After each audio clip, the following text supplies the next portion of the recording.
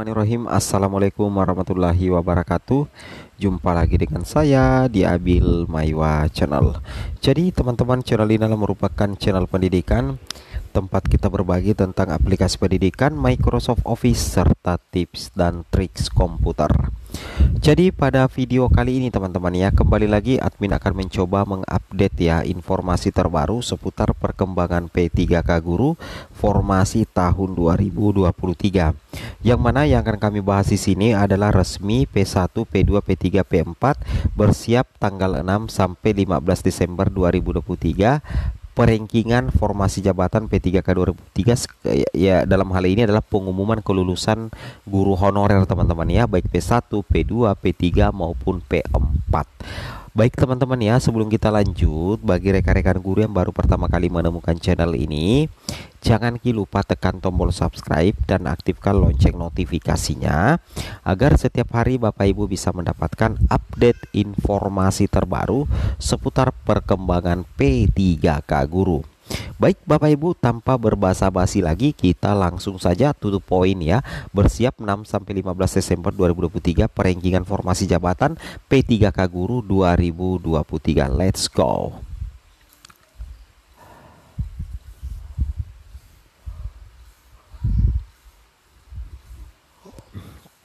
Oke teman-teman ya, nah sekarang kita di sini lihat ya, ini adalah jadwal ya, penyesuaian jadwal penerimaan pegawai pemerintah dengan perjanjian kerja untuk tahun anggaran 2023. Yang mana kalau kita perhatikan di sini, sekarang kan kita sudah masuk di tanggal 22 November teman-teman ya. Oke, jadi untuk pendekatannya di sini kita siap-siap mulai tanggal 30 November teman-teman ya, sampai 9 Desember 2023, karena di sini sudah ada pengolahan nilai seleksi kompetensi. Nah, untuk pengumuman kelulusan P3K Guru baik P1, P2, P3, P4 itu dilaksanakan di tanggal 6 sampai dengan 15 Desember 2023. Nah, untuk pengisian DRH 16 Desember sampai dengan 14 Januari 2024, usul penetapan NIP 15 Januari sampai dengan 13 Februari 2023, teman-teman ya. Jadi kalau menurut admin pribadi untuk SK teman-teman kemungkinan di bulan Maret, April, Mei, Juni, Juli. Kalau biasanya itu di bulan Juni lah ya. April, Mei, Juni lah ya. Mei, Juni, Juli, Agustus, di sekitaran situ. Kenapa? Karena untuk usul penetapan NIP saja itu sampai 13 Februari 2024, sudah melewati ya dari 2023 teman-teman ya, logika seperti itu. Jadi siap-siap ya teman-teman untuk tanggal 6 sampai 15 Desember 2023 itu akan ada pengumuman kelulusan bagi P1, P2 dan P3 teman-teman ya, logika seperti itu. Kemudian di sini ada informasi bagus juga sih teman-teman ya untuk teman-teman guru. Di sini ada yang mempertanyakan seperti ini, Pak, mohon penjelasannya. Misalkan untuk formasi apa ya, guru kelas ya Kak, peringkingannya gimana? Misalkan nilai A 450 linear ijazah guru kelas, sedangkan nilai B 490 ijazah bahasa Inggris, tapi melamar ke guru kelas. Yang bakalan masuk perengkingan yang mana dulu? Jadi diringkin dulu teman-teman, apakah si A ini adalah P2, apakah si A ini adalah P2 atau P3. Logikanya kan seperti itu teman-teman ya. Itu yang harus teman-teman pahami.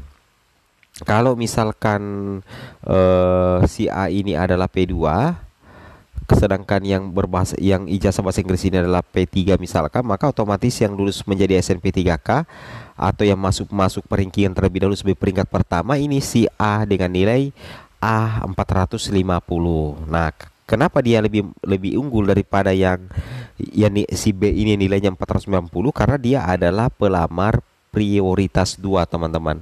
Dia adalah THK 2, makanya dia menang urutan prioritas.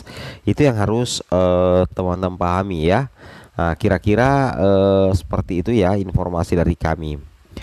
Oke, kemudian di sini Kita coba cek lagi di sini. Ini adalah terkait dengan sistem perankingan, teman-teman. Nah, kita sudah siapkan di sini. Sistem perankingan itu sebenarnya ada dua. Ada perankingan nilai, ada perankingan urutan kategori. Nah, yang terjadi di sini adalah perankingan urutan kategori. Misalkan formasi yang diperebutkan cuma satu. Nah, jangan langsung nilai dilihat, teman-teman. Yang dilihat dulu itu adalah statusnya apa. Misalkan Agus dia P3, Indah dia P4, Suci dia P3, Ahmad dia P3, kemudian Amiruddin dia P2.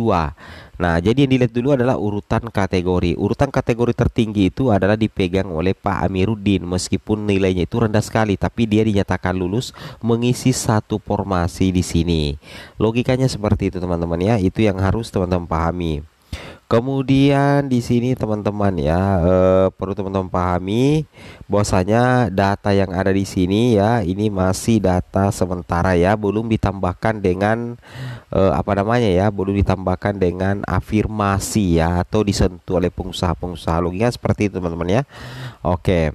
Kemudian teman-teman perlu memahami secara mendetail di sini. Jadi intinya honorer yang ada di sekolah induk ya sudah pasti memiliki kesempatan ya Pak, karena jika P2 TK2 dapat ranking pertama, namun apabila tidak memiliki formasi setiap instansinya bisa menjadi tidak lulus atau masuk ke ranjangan ranking 2, sudah pasti dia akan masuk ke sekolahnya karena ada formasi untuknya. Jadi seperti itu ya alur, ada penempatan atau tidak, ada formasi atau tidak, teman-teman ya. Logikanya seperti itu yang harus teman-teman pahami ya. Oke, kemudian di sini teman-teman perlu pahami ya, ini juga ada beberapa informasi mendetail yang perlu teman-teman ketahui juga ya, karena ini merupakan salah satu informasi yang penting, teman-teman ya. Di sini dikatakan buat teman-teman pejuang NIP 2023, saya cuma mau berbagi info dan pengalamannya ya. Dalam setiap formasi ada P1, ada P2, P3 dan P4. Mekanisme pengangkatan tahun kemarin dan tahun sekarang itu tidak jauh berbeda untuk semua jenis formasi. P1, P2, P3 sudah dikategorikan aman jika sudah lolos pendaftaran. Bagi P1 dan selesai ujian bagi P2 dan P3 optimis aman, dan untuk teman-teman yang masuk P4 harus lulus PG walaupun sisa kuota masih banyak. Contohnya misalkan formasi A dibutuhkan 15 kuota P1 4 pelamar, P2 2 pelamar, P3 4 dan pelamar P4 5.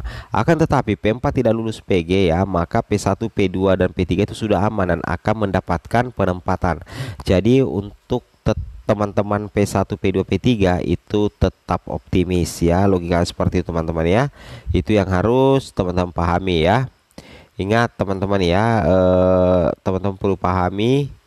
Kita lihat di sini, ini adalah di daerah Bima ya. Ini daerah Bima. Kalau kita perhatikan di sini, salah satu posisi yang paling sulit ya, atau persentase kelulusannya bisa saja rendah. Kita bisa lihat di sini ya, ini yang paling parah ya. Oke. Iya, ini guru kelas ya, guru kelas. Ini guru kelas P1-nya 521 loh, teman-teman. Formasi 489, khususnya 2 pelamar khususnya itu P2 P3-nya 20 pelamar, umumnya 1950. Wow. Kalau P1 ini linear semua 521, ini kan langsung diangkat semua, teman-teman ya. Langsung diangkat semua. Oke. Karena dia menang dari urutan kategori. Ya, dia urut kategori. Oke. Nah, otomatis 489 formasi ini ya bisa saja masuk sini. Logikanya kan seperti itu, teman-teman ya. Oke. Ini kalau dia urutan nilai. Kalau urutan kategori kan gampang. Kalau dia P1 dia pertama, baru P2, P3 maupun pelamar umum. Sekian dan terima kasih. Assalamualaikum warahmatullahi wabarakatuh.